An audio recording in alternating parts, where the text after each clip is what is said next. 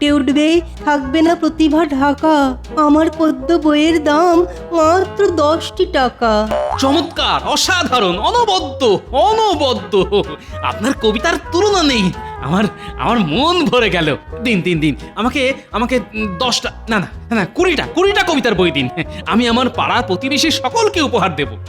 এই এই চলো তো ওখানে গিয়ে দেখি ওই ওই লোকটা কি যেন একটা বিক্রি করছে। হ্যাঁ চলো তো চলো। কবিতার বই? আপনি আপনি কে মশাই? হ্যাঁ আপনি কে?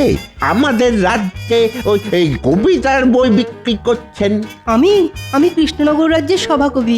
পায়ের ধুলো দিন মশাই। আপনি মহারাজ কৃষ্ণচন্দ্রের সভাকবি।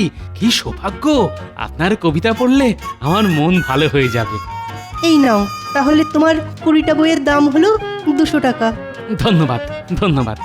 জীবন আছে নাকি গোপাল দাদা? মহারাজ আমাদের জন্য এত ভাবেন, কিন্তু ওই দিকটা কোনোদিন ভাবেন না। তা মহারাজকে কি করতে বলো?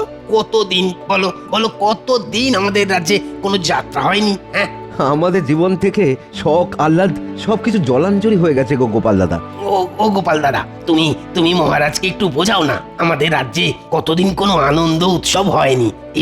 এবার যেন কোনো একটা অনুষ্ঠান হয়।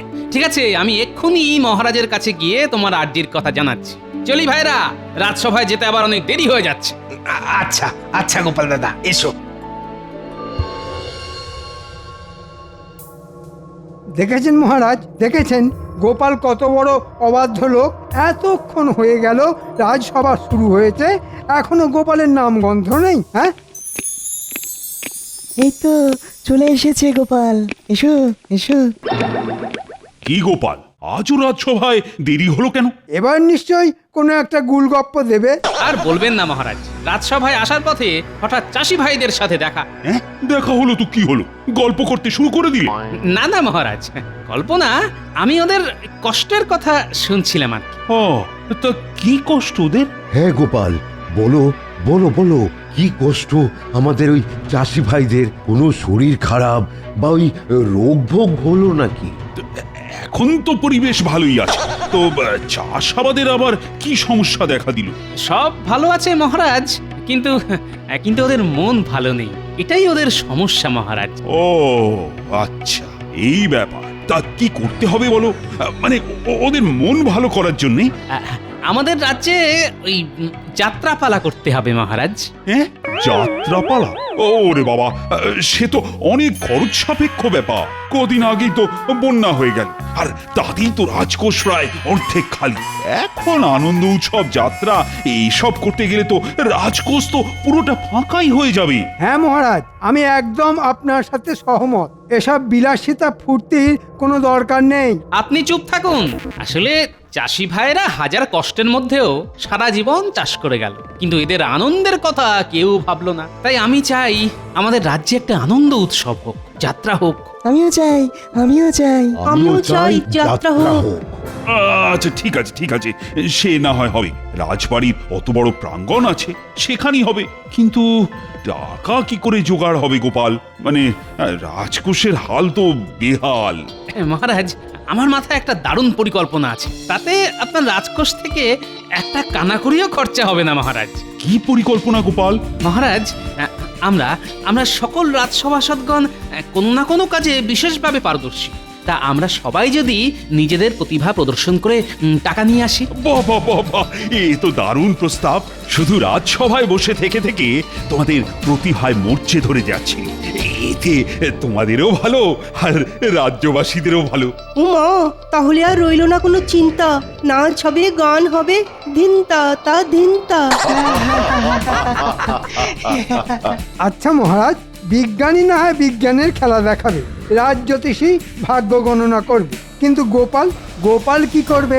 আমি ছদ্মবেশে বিজ্ঞাপন করব। কোনো লোক যদি না আসে, তাদের আনার দায়িত্ব আমার। সাবাস গোপাল, সাবাস। এই তো চাই। তাহলে কালকে থেকেই শুরু করে দাও। তোমরা প্রত্যেকে বিভিন্ন জায়গায় তোমাদের প্রতিভার প্রদর্শনী করো। যথাজ্ঞা মহারাজ। সবই তো বুঝলাম, এখন শুধু দেখার মন্ত্রীমশাই কি করে যাত্রার জন্য টাকা আনে। সেসব নিয়ে কোনো চিন্তা করতে হবে না তোমাকে গোপাল। আমি আমার প্রতিভা দেখিয়ে এত টাকা আনবো যে তাক লাগিয়ে দেব। ঠিক আছে, তার সময়ই কথা বলবে।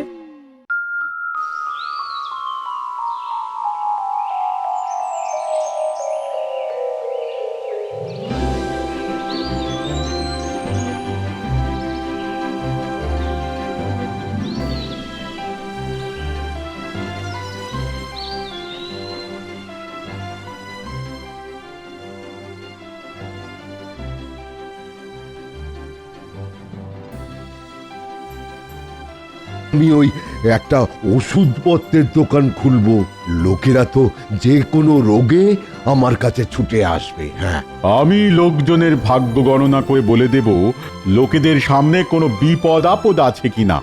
আমি তো অনেক রকম বিজ্ঞানের খেলা দেখাবো, আমার কাছে লোকজন আসতে বাধ্য। আমি শরীর চর্চা করব আর লোকজনকে ওই শরীর চর্চা করা শেখাবো।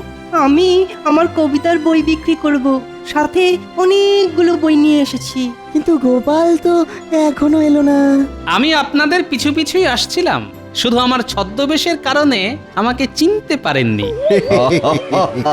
মন্ত্রীমশাইও কিন্তু এখনো আসেননি। আসলে উনি তো বিশাল প্রতিভাধর ব্যক্তি, তাই বুঝতে পারছেন না কোন প্রতিভা দেখিয়ে লোকের কাছ থেকে টাকা রোজগার করবে। চলুন তাহলে, আর দেরি কেন? আপনারা সবাই ছোটখাটো করে আখড়া সাজিয়ে নিন, তবে কিন্তু একজন আরেকজনের কাছ থেকে কিছুটা দূরত্ব বজায় রাখবেন, কেমন? আচ্ছা গোপাল। শোনো শোনো শোনো সবাই, আমার কবিতার ছন্দ। এই কবিতা পড়ে সবার মুখ হবে বন্ধ, মনের ভাব ফুটে উঠবে, থাকবে না প্রতিভা ঢাকা। আমার পদ্য বইয়ের দাম মাত্র 10টি টাকা। চমৎকার, অসাধারণ, অনবদ্য অনবদ্য। আপনার কবিতার তুলনা নেই। আমার আমার মন ভরে গেল। দিন দিন দিন, আমাকে আমাকে 10টা না না না 20টা কবিতার বই দিন। আমি আমার পাড়া প্রতিবেশী সকলকে উপহার দেব। এই এই চলো তো ওখানে গিয়ে দেখি ওই ওই লোকটা কি যেন একটা বিক্রি করছে। হ্যাঁ, চলো। কবিতার বই? আপনি আপনি কে মশাই? হ্যাঁ, আপনি কে? আমাদের রাজ্যে ওই এই কবিতার বই বিক্রি করছেন? আমি কৃষ্ণনগর রাজ্যের সভাকবি। পায়ের ধুলো দিন মশাই। আপনি মহারাজ কৃষ্ণচন্দ্রের সভাকবি। কি সৌভাগ্য! আপনার কবিতা পড়লে আমার মন ভালো হয়ে যাবে। এই নাও, তাহলে তোমার 20টা বইয়ের দাম হলো 200 টাকা। ধন্যবাদ ধন্যবাদ।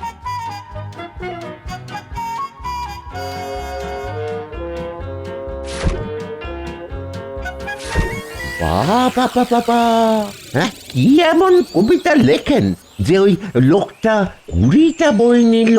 আপনারাও নিন না, এই নিন না।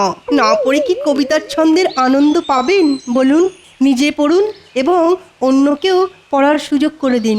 এই, আমাকেও তাহলে ওই 5টা বই দিন। হ্যাঁ, আমাকে 10টা দিন, আমার অনেক প্রতিবেশী আছে। আচ্ছা, এক্ষুনি দিচ্ছি। এই নিন নিন নিন না।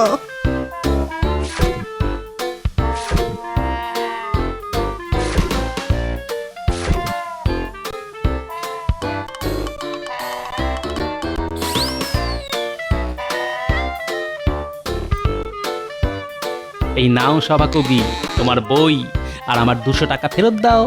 উহ, গোপাল, তোমার কি বুদ্ধি গো! শুধু বিজ্ঞাপন করে আমার 15টা বই মুহূর্তের মধ্যে বিক্রি হয়ে গেল। এই নাও তোমার দেওয়া 200 টাকা। আমি এখন চললাম, যাই ওদিকে ওদেরটা দেখে আসি। আপনি আপনার বই বিক্রি চালিয়ে যান।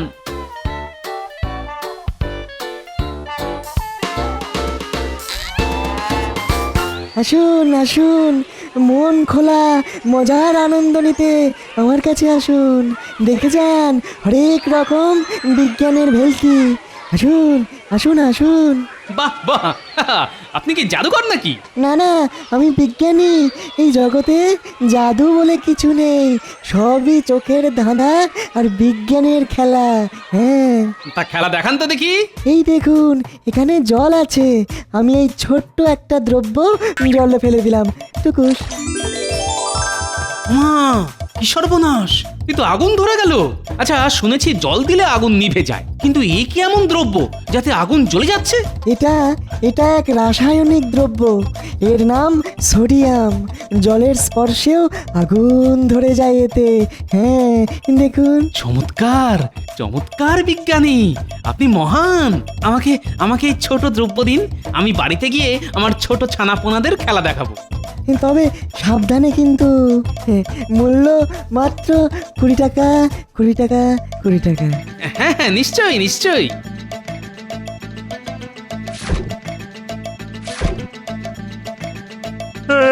আমিও নেব। ধীরে ধীরে আসুন, সবাই পাবেন মাত্র 20 টাকা, 20 টাকা, 20 টাকা। 20 টাকার বিনিময়ে জলে আগুন ধরান। দেখে যান, শিখে যান বিজ্ঞানের খেলা। আসুন আসুন আসুন। এই আজকে সবার কেমন রোজগার হলো? উফ, কি বুদ্ধি না বের করেছো গোপাল, হ্যাঁ? বিজ্ঞাপন, উফ, তোমার এই কেরামতিতে আজকে আমি যে টাকার ওষুধ বিক্রি করেছি তা আমার ওই 1 মাসের বেতনের চেয়েও অনেক বেশি। আমিও অনেক টাকা জোগাড় করেছি গোপাল।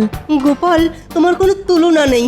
আমি তো স্বপ্নেও ভাবতে পারিনি এত টাকা একসাথে নিজের চোখে দেখবো। কিন্তু সব টাকাই যে যাত্রাপালা অনুষ্ঠান করতে কাজে লাগবে। তাতে কি আছে গোপাল? প্রজারা আমাদের জন্য এত কিছু করে আর আমরা প্রজাদের জন্য এইটুকু করতে পারবো না? হ্যাঁ, এবার নিশ্চয়ই চাষি ভাইদের মুখে হাসি দেখতে পাবো।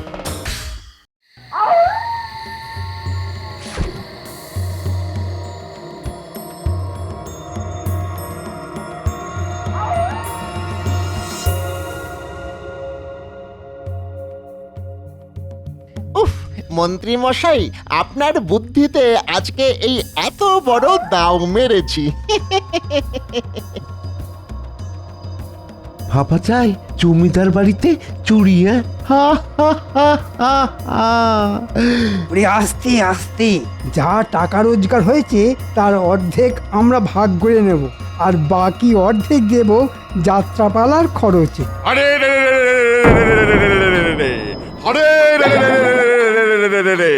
এত রাতে এই জঙ্গল দিয়ে কে যাচ্ছে রে? হ্যাঁ, আমরা এত রাতে এখানে কি দরকার শুনি? কিছু না, ওই একটু ঘুরতে বেরিয়েছিলাম। এই মরেছে, রাত দুপুরে চুরি করতে গিয়ে তো নিজেরাই ডাকাতের খপ্পরে পড়ে গেলাম। ইরে বেটা, কি বিড়বিড় করছিস? আমাদের কাছে কিচ্ছু নেই, বিশ্বাস করুন, আমাদেরকে ছেড়ে দিন না লক্ষ্মীটি।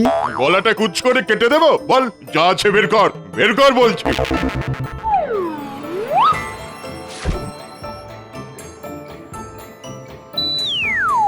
ধুর ধুর, সব খাটুনি মাটি হয়ে গেল। বেশ সাব্বাস, এ তো অনেক গয়না। হ্যাঁ, কোথা থেকে পেলি? হ্যাঁ, আসলে ওই মানে ওই জমিদারের বাড়ি থেকে। ওরে হতভাগা, তোর মুখে কি কিছুই আটকায় না বলে দিলি? আমরা সব নির্দোষ, বিশ্বাস করুন। সব এই যে এনার কথায়, মানে ওই কৃষ্ণনগরের মন্ত্রী মশাইয়ের কথাতেই করেছি। এত বড় সাহস আমাদের গ্রামের জমিদার বাড়ি থেকে চুরি করা! আজ তোকে কেটেই ফেলবো। আমরা বাড়ি যাব, অনেক রাত হলো তো, আমার বউ ডাকছে, আয় আয় আয়, আমি বাড়ি যাব। যা যা, তোরা দুজন চলে যা। শুধু শুধু তোদের এই মাথাটাকে রেখে যা। হ্যাঁ, এটাকে আগে জমিদারের কাছে নিয়ে গিয়ে আচ্ছা সে ধোলাই দেবো। তারপর সকালে তোদের ওই রাজার কাছে নিয়ে যাবো। হ্যাঁ, সব তো ফেরত দিয়ে দিয়েছি, আবার মারধর কিসের জন্যে? চুপ বেটা, একে চ্যাংদোলা করে নিয়ে চল জমিদারের কাছে।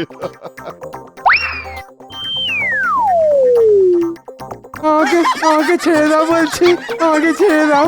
খুব খুব খারাপ হয়ে যাচ্ছে, কিন্তু খুব খারাপ হয়ে যাচ্ছে।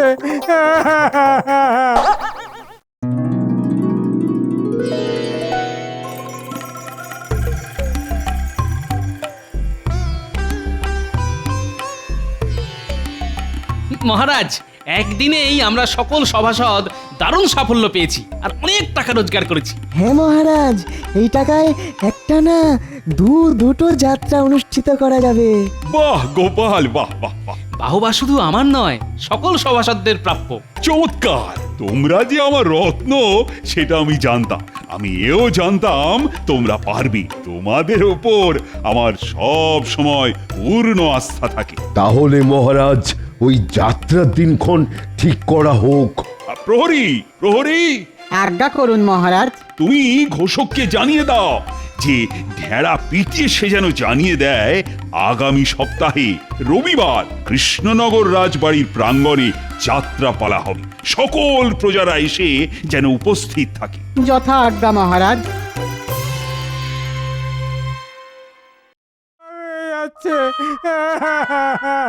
এ কি মন্ত্রী মশাই? এ কি মন্ত্রী? তোমার এ কি অবস্থা? আর তোমরাই বা কারা? আমরা ডাকাত। আপনার মন্ত্রী আমাদের গ্রামের জমিদারের বাড়ি থেকে চুরি করেছিল, আর আমরা হাতে নাতে ধরে আচ্ছা সে ধোলাই দিয়েছি। আজকে আজকে আপনার হাতে ওনাকে সমর্পণ করলাম, কিন্তু ফের যদি দেখি ওনাকে প্রাণে বাঁচিয়ে রাখবো না, এই বলে দিলাম। হ্যাঁ,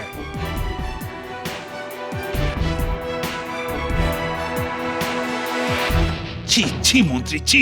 তুমি তুমি তোমার প্রতিভা দেখানোর জন্য চুরি করতে গিয়েছিলে। ভুল হয়ে গেছে মহারাজ, ক্ষমা করে দিন। তোমার ভাগ্য ভালো, ওরা শুধু তোমাকে মারধর করে ফিরিয়ে দিয়েছে, নইলে আজ তোমার রক্ষে ছিল না। মন্ত্রীর চুরি ছাড়া আর কি প্রতিভা আছে বলুন? এইসব বলে আমাকে অপমান করবে না গোপাল। মহারাজ আমি বলছি কি, সবই তো হলো, কিন্তু আমাদের কি যাত্রা হবে সেটা তো এখনো ঠিক হলো না। এই মরেছে, এটা তো একদম ঠিক কথা বলেছো রাজ জ্যোতিষী। ও গোপাল, গোপাল, যাত্রা হবে সেটার ব্যবস্থা তো হলো, কিন্তু কি যাত্রা হবে গো? আমি একটা যাত্রার কথা মনে মনে ঠিক করে রেখেছি। হ্যাঁ, কি যাত্রা?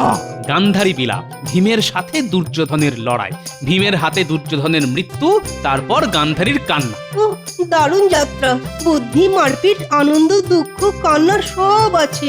যাত্রা জমে যাবে মহারাজ। সাবাস সাবাস, কিন্তু অভিনয় কে করবে সেটা কি ঠিক করেছো? যাত্রায় 4টে চরিত্র আছে। গান্ধারীর অভিনয় করবেন আমাদের রানীমা, কৃষ্ণ হবেন আমাদের সভাকবি, আমি হব ভীম, আর দুর্যোধন হবেন আমাদের মন্ত্রী। আমি তোমার হাতে মরবো? না না, এ হতে পারে না। আমি আর যেভাবেই হোক তোমার হাতে মরতে পারবো না। মন্ত্রী, এত চড়ছো কেন? এ তো পুরোটাই অভিনয়, মরার অভিনয় করতে হবে। ও, তাহলে ঠিক আছে। গোপালকে কিন্তু ওই ভীম হিসাবে দারুণ মানাবে। হাতে গদা আর ওই পেটের সামনে ভুঁড়ি।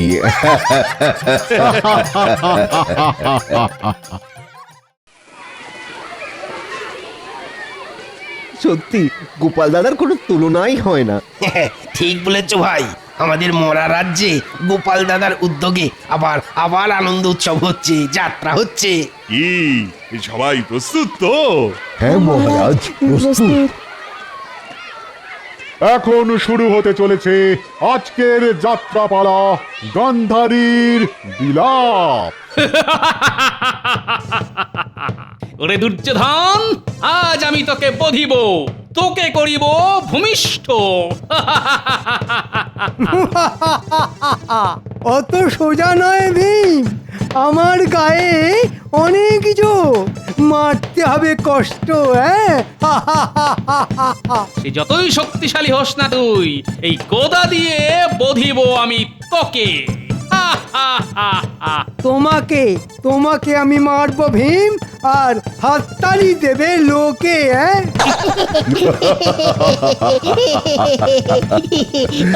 কি এত বড় সাহস? আয় আয়, কাছে আয়, আজ দেখবো কার বাহুতে কত জোর। আজ আজ আমি মাথা ফাটাবো তোর।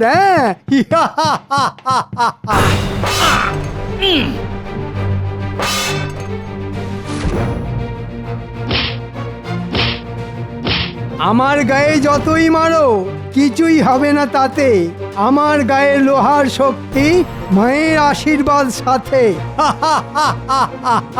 ভীম, তুমি দুর্যোধনের উড়ুতে আঘাত করো, নইলে দুর্যোধন মরবে না। যথা আজ্ঞা প্রভু কৃষ্ণ। মা মা আমি চললাম মা। আজ দুর্যোধনকে বিনাশ করেছি আমি, বিনাশ। দুর্যোধন কোথায় কোথায় আমার দুর্যোধন? দুর্যোধন রণে বনে আকাশে বাতাসে কোথায় আমার দুর্যোধন? দুর্যোধন আমি দুর্যোধনকে বিনাশ করেছি, ধর্মের স্বার্থে অধর্মের পূজারীকে বিনাশ করেছি। না না না, এ কিছুতেই হতে পারে না, হতে পারে না। দুর্যোধন টুকি এই তো রানীমা, আমি এখানে, আমি বেঁচে আছি। কি করছেন মন্ত্রী মশাই? শুয়ে পড়ুন, শুয়ে পড়ুন, আপনি মরার অভিনয় করুন। নিকুচি করেছে মরে যেতে, আমি তোমার হাতে মরবো না। দূর দূর, এত ভালো যাত্রাপালা আর মন্ত্রী এসে সব শেষে ঘেটে দিল। তাহলে আর হাঁ করে দেখছো কি? মারো মন্ত্রীকে, মারো।